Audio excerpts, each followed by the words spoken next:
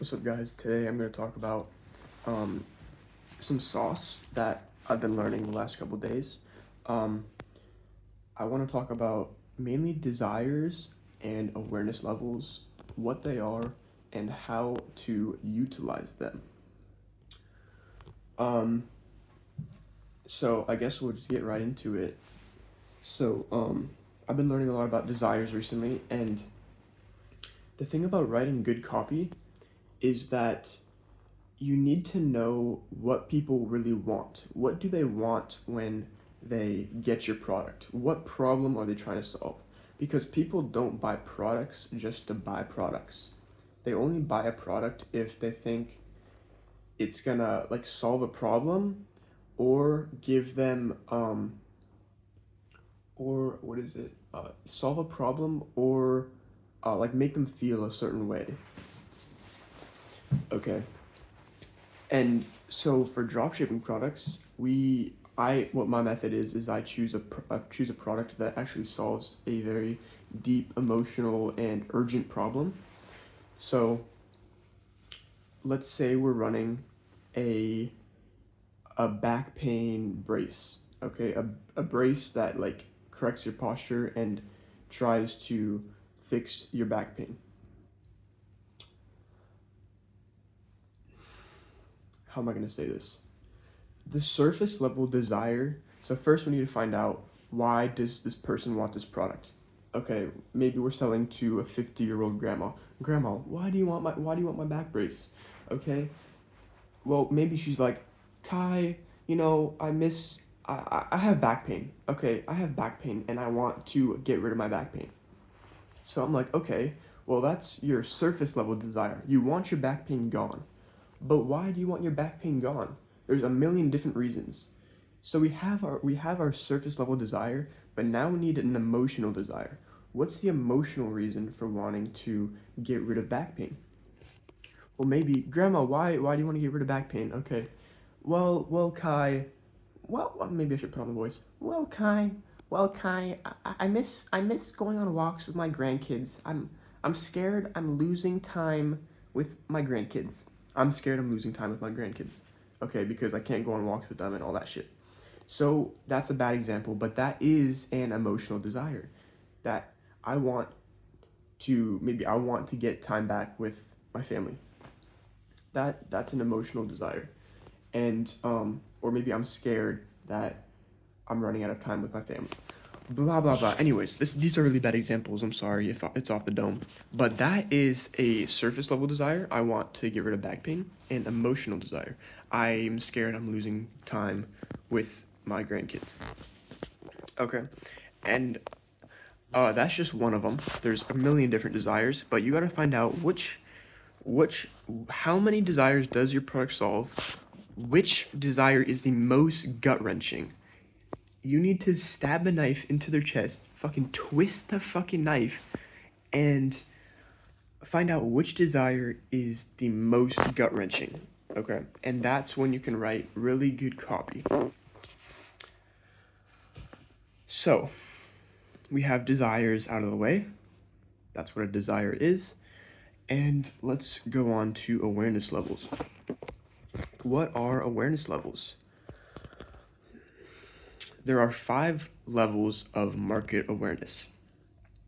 This is pretty simple.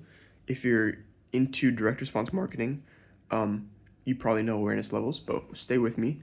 I'm just going to explain it. There's 5 stages of awareness levels. Okay? There's unaware, there's problem aware, there's solution aware, there's product aware, and then there's most aware. And stay with me. I'm going to explain these. Awareness levels. Unaware is that your customer doesn't even know they have a problem. Okay, what's a good example of this? Maybe your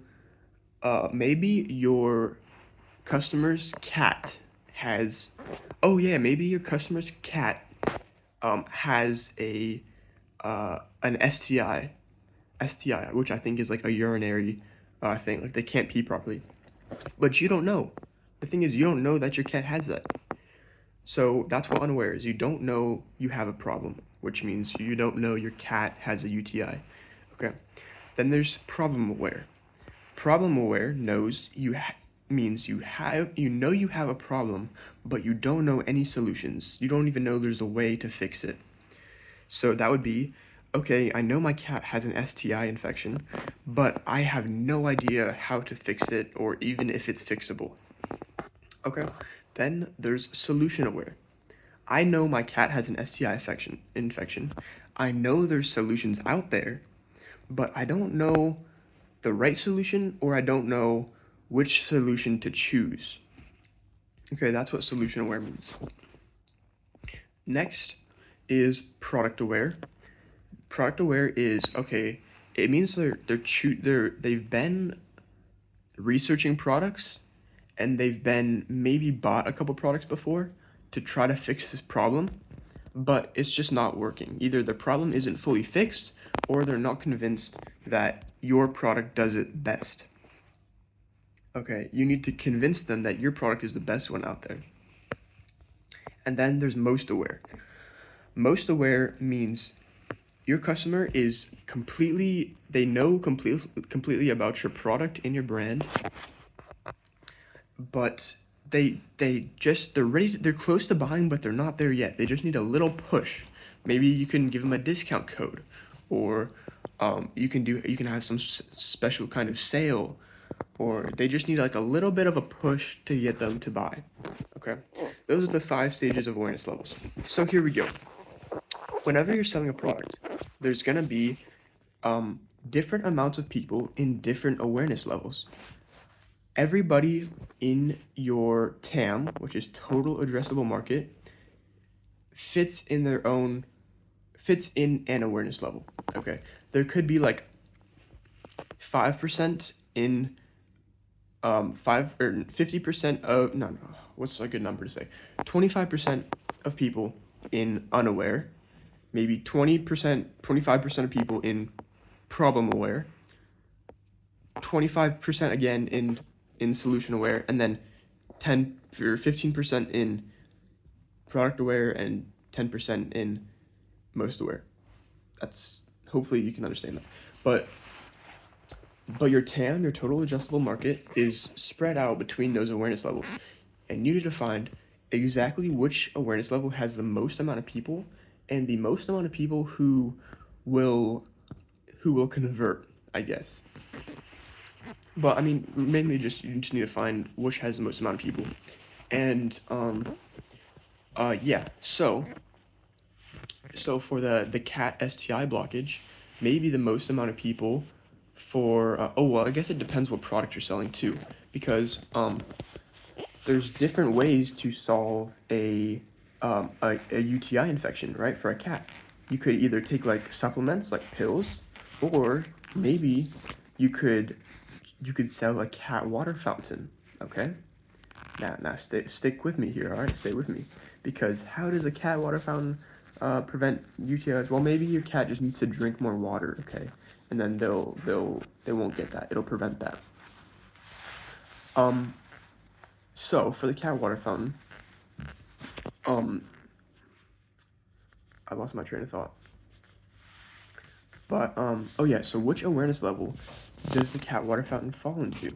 How many people know of what a cat water fountain is? Okay. I'm kind of losing my train of thought. Sorry.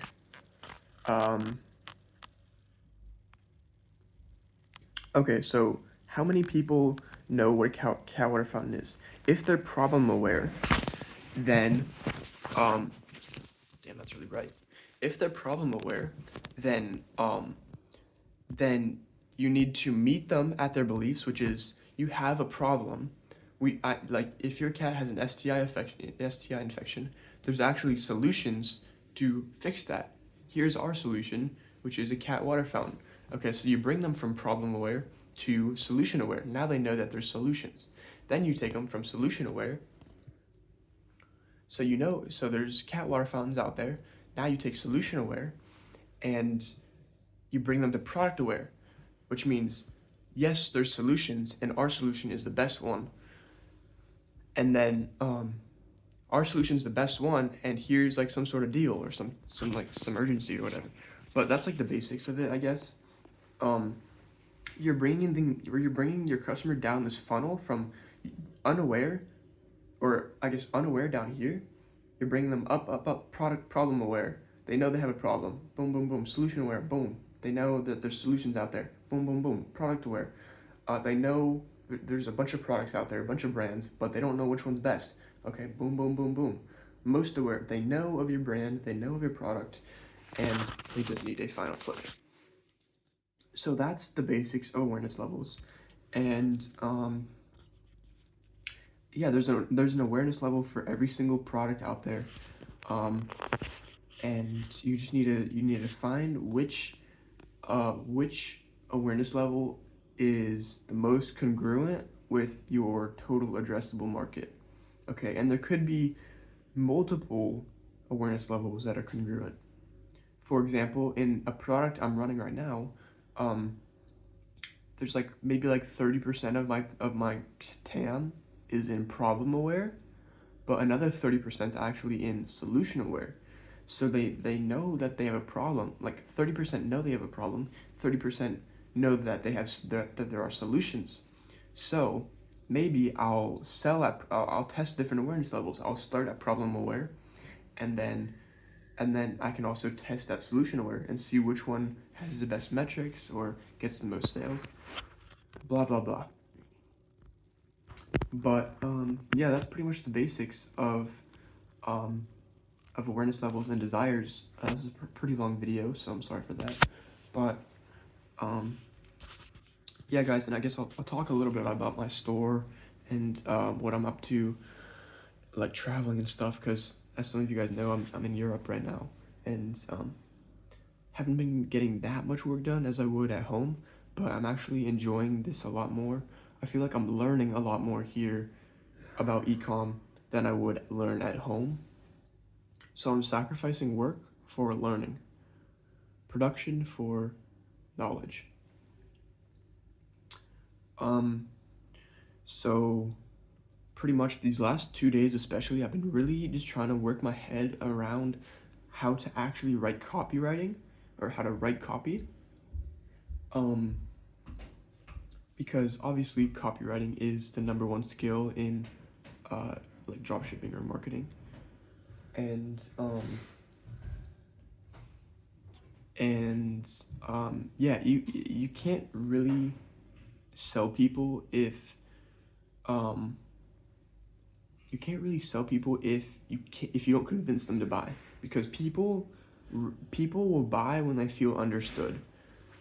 That people will buy when they feel understood. That's a really important thing. Okay, you really need to understand your customer and resonate with them. You need to know their problems. You need to know their pain points.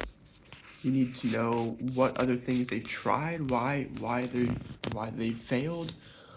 You need to know all these things and just regurgitate them, mix them around, and spit them back out to the customer as in a special way, kind of.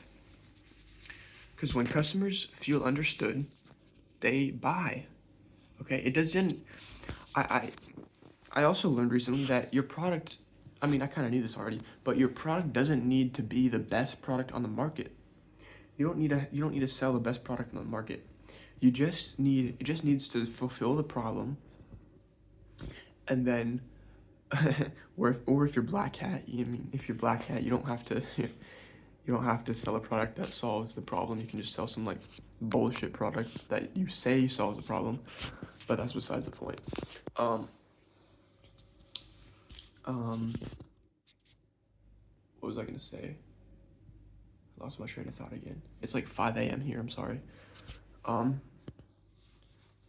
what was I gonna say, man? Oh fuck. Anyways, um, yeah, man, just learn. I'm learning as much as I can. Just trying to get better, because I feel like I've wasted a lot of time, man. I feel like I've wasted a lot of time these last 4 months just like fucking jerking off and shit. I feel like I wasted a lot of time with I feel like I wasted a lot of time with my business partner, um, Orlin, when we were working together. Honestly, because it to me it didn't feel like we were working with intention. It feels like sometimes we were just like just I don't know, just like copying pasting ads like from other brands, not knowing why they're working, and then just like throwing them up on our ads manager, and just ripping shit and really not understanding what we were doing but doing it anyways, just for the sake of making ads and trying to hit a winner. But I don't think that's really the way to do it anymore. Like maybe back in the day just ripping shit was a method, because a lot of people have been making money with like Kalo data rips and stuff, and people still do make money with that. But I don't know, I just feel like I wasted a lot of time, and and also I feel like I wasted a lot of time with not sticking with one concept, one format of ads, because I jumped around everywhere, and I it's not bad to jump around everywhere, but it is bad if you do it for a long time. If you jump around everywhere in your first 3 weeks of dropshipping, that's fine. You're just testing the waters and seeing what you like to do most. But if you're jumping around for 4 months, then you're not learning anything. You're just getting a taste of each thing. You're being average at everything instead of being good at one thing.